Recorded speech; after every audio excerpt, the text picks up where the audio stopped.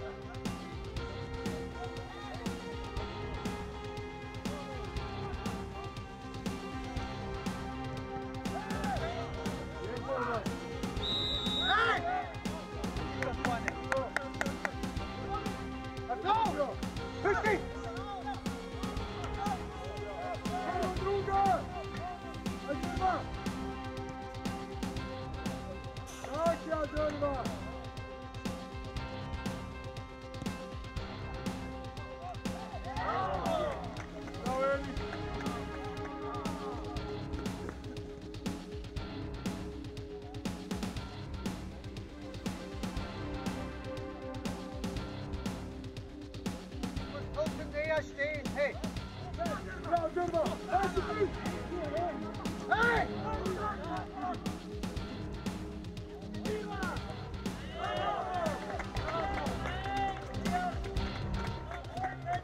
Basti!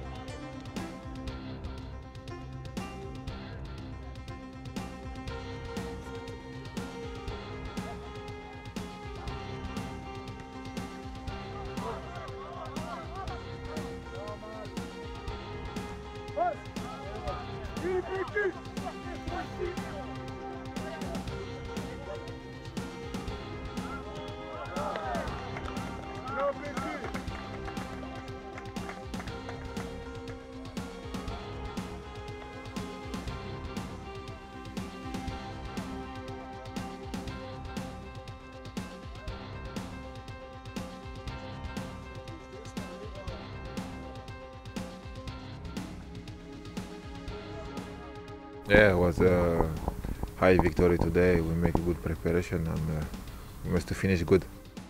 Yeah, it's very important for the striker to score goal. I'm very happy to score 3 goals and I must continue in this way. I feel good. We make a good preparation. We run very much and I must keep this what we do. I must to keep this physique here.